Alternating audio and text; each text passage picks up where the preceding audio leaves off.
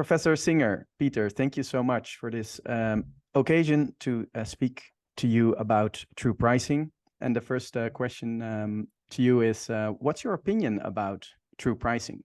I think it's a wonderful idea. It is a dramatic way of showing to people what they're not actually paying for when they just go to a standard supermarket and they get commodities cheaply, but they're imposing a cost on others.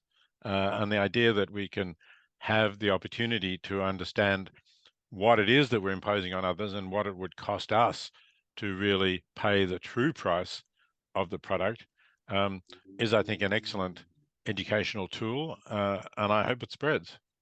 If there's one product you would propose a true price for, what product would it be and why? The product that I would like to propose a true price for would be a meat product, in particular products that come out of factory farms. It could be meat like chicken, where I think the true pricing would have to include something for the suffering of the animals that's involved, but also for the environmental costs. And if we're talking about red meat in particular, then the environmental costs get significantly higher in terms of the impact that beef and dairy are having on the environment and raising global warming, and the catastrophic impact that has already been having in people in many countries, and will increasingly have over coming decades if we don't do something very drastic about it. That's why I think it would be really essential to have true pricing for animal products. Economists recognize that a flaw in the market is that externalities are not included in the prices of goods. And that's exactly the problem that we are dealing with, that when somebody produces beef, let's say, and someone else buys it, the impact affects everybody in the world, and particularly those who are most vulnerable to climate change, who tend to be the poorer people living in hotter parts of the world, and people who are more dependent on agriculture and rainfall and climate to produce their food. Yeah. So the cost to them is simply not part of the transaction between the beef producer and the beef consumer.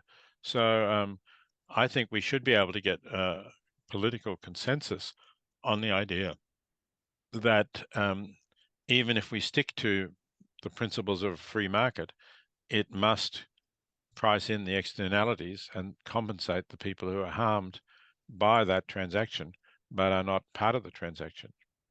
There's another issue that we would love you to reflect on. That's the concept of pricing things that you may not be able to price at first sight, such as nature, right? The intrinsic value of nature, using prices to express the restoration cost, the prevention cost, the compensation cost may trigger kind of the commodification of nature. How would you reflect on that risk that's often identified by critics? Well, again, it's a matter of taking a long-term view. When people talk about the commodification of nature, they're thinking of things like cutting down forests now in order to sell the timber, and not worrying about the fact that the forest may never regrow or may take many centuries to regrow in the way it was, and possibly, of course, the loss of endangered species in that forest who will never be there again. So the true pricing has to take that very long-term view and say, how much would future generations be willing to pay to have this, let's say, stay with the forest example, to have this forest in a natural state, a virgin state that has not been cut and changed, with the animals who have inhabited that forest for millennia or millions of years. And I think that would almost always be much more than the price of the timber as a commodity. So we have to somehow insist on taking that long-term view. The calculations actually are not going to be easy, because when you think about long-term future, you get, really effectively a prohibition against destroying things that cannot be replaced or that will not be replaced for a very long period.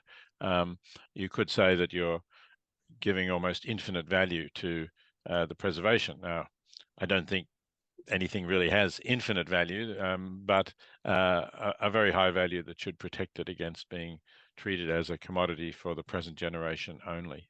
Thank you so much for that encouragement, and also for the whole conversation, Peter. It was a real pleasure to speak to you, and we are all looking forward to reading more of your thoughts in the upcoming book. Right. Thank you so much, and Good. well, You're welcome. have a Bye. nice afternoon. Thanks.